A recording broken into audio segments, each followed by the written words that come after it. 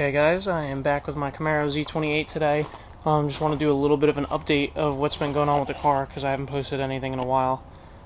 Basically what happened was we were trying to go to Ocean City, Maryland for cruise week. The car has been in the shop for 2 weeks. Finally got it back the other day because we ran into some problems with the Mazda 9-inch rear setup that I was putting in the car, which I will show you right now. Looks something like this. As you can see, it's a much bigger rear housing, has a lot more bracing, yada yada yada. As you'll notice, I currently have no exhaust coming out the rear end of the car. And that's because, at the moment, it's only temporary. I don't know if the camera's going to see this, but I have side pipes. One on the driver, one on the passenger. Basically what happened was, I got subframe connectors.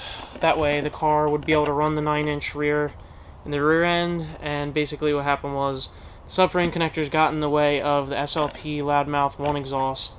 So for right now I just have two basically gutted cats with pretty much straight pipes out to the side.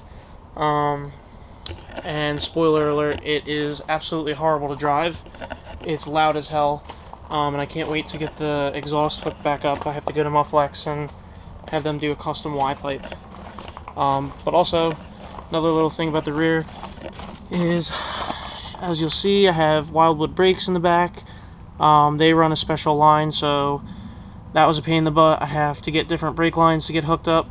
5/8 studs, which are probably about almost twice as thick as the normal studs. They were a problem. Basically everything to put the rear end in the car became a problem. Took much longer than I thought it was going to. Never got to take the car to Ocean City, so I didn't get any good footage of any kind of racing or anything. But the 9-inch rear is in the car.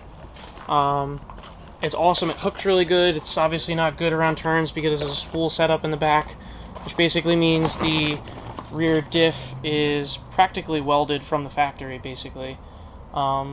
I mean, if you're curious about them, you could do a little bit of research, but drives awesome in a straight line, doesn't really drive that great not in a straight line, going around corners, but that's the update so far. In the rear, I'm going to end up running 28 or 26-inch drag radials, like street radials. That way the car will hook on the track.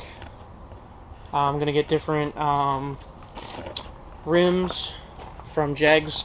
Jegs makes a copy of the Raystar wheels, which are a 5-spoke. They're going to be chrome like this, only they're going to have an offset so I can fit the bigger tire, and it'll probably become just about flush with the fender. So that's the next step, but I'm waiting on a little bit of money, that way I can do that. But for now, the car does drive. It's loud as hell. Haven't really been driving it that much in the past couple days because it's so loud and I don't feel like getting pulled over. But that's the story on the car right now. I'm going to keep you guys updated.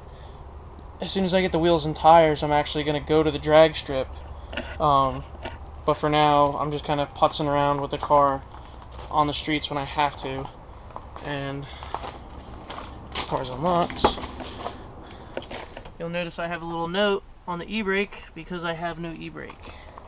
So I have to leave the car in gear right now.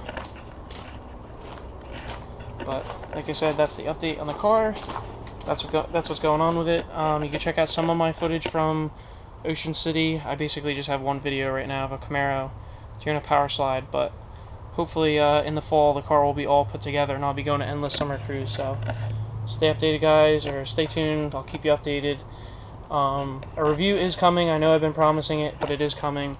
The car's just not done yet, and I want to do the review when the car is actually in the right working conditions so you guys can get a full idea of how the car handles and how fast it is, stuff like that.